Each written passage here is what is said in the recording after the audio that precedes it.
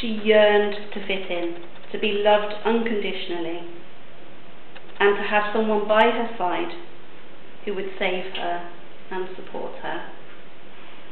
She longed for security and stability in a world that seemed so chaotic and unpredictable. That girl, my friends, was me. I grew up in a broken family, torn apart by a tumultuous relationship between my parents.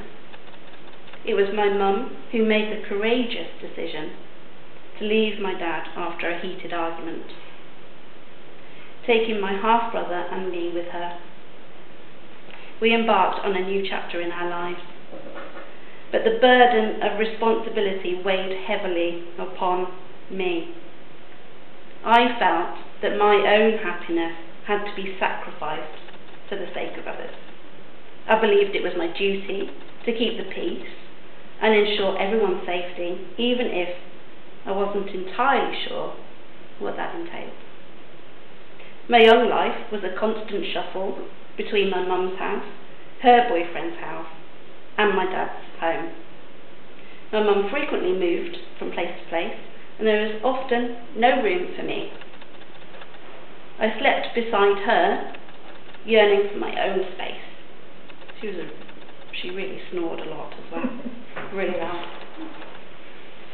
My mum's boyfriend's house was a cold and damp place, perpetually filled with the acrid stench of cigarette smoke. It stained the ceilings, and we used to have an electric blanket on all the time. As for my dad's house, it felt more like my stepmom's domain. I occupied a room that doubled as my father's storeroom, where I would occasionally have to clear the bed of glass shards or sawdust. In the midst of this chaos, I felt suffocated, as if I had no space to call my own. But my mum and my dad were so consumed by their own struggles that it often seemed that they didn't truly see me. I was invisible in their eyes. School became a monotonous routine, offering little challenge in terms of academic. I found solace in my studies, as the curriculum was easier to comprehend than the complex social dynamics. I became the odd one out, the girl who found joy in learning rather than revelling in the excitement of parties or dancing in front of others. This vulnerability made me easy target for bullies. They perceived my sadness, my lack of confidence, and withdrawn demeanour as weaknesses to be exploited. I desperately searched for something or someone who could save me from this anguish. Someone who could provide the love, safety and support I craved. At the age of 14, I met my first real boyfriend. He was older, quite confident and carefree, a stark contrast to my own insecurities. I yearned to emulate his carefree nature.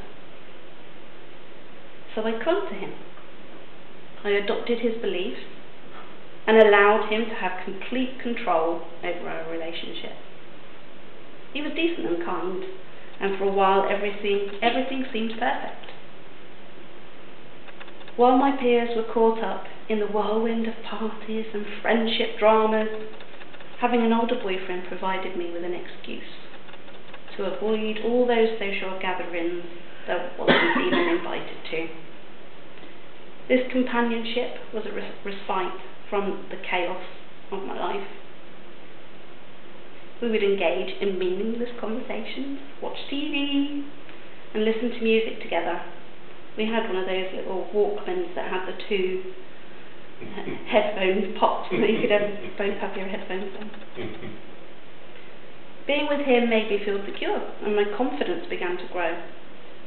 He eventually left school to pursue a computing apprenticeship, granting him financial independence.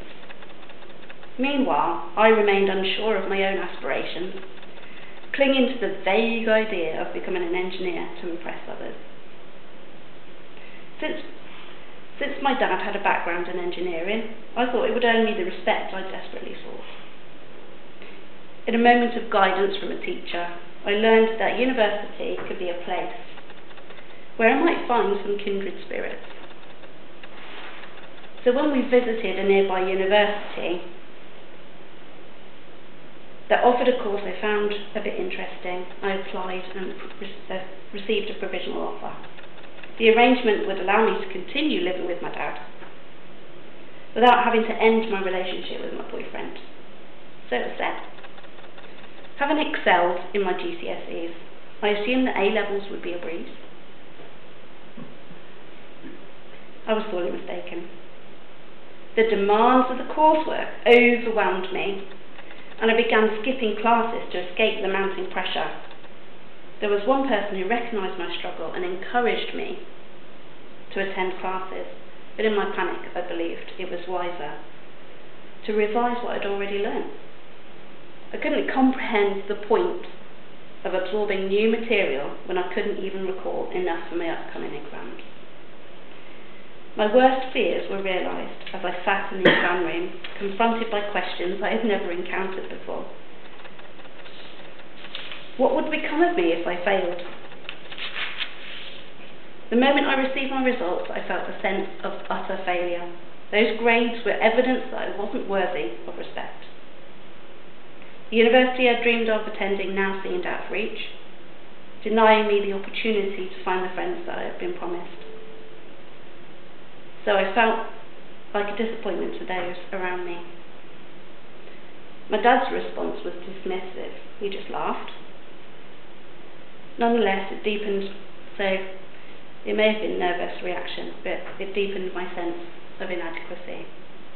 My mum expressed that she only wanted me to do my best, but I couldn't shake the feeling that I'd let her down as well. So at that moment, it felt as if my world had crumbled. What was I going to do? But let me tell you, my friends, it was not the end of the world. Failing those exams simply meant that I needed to chart a different course. Failure made me more relatable to those who hadn't achieved the results they had anticipated.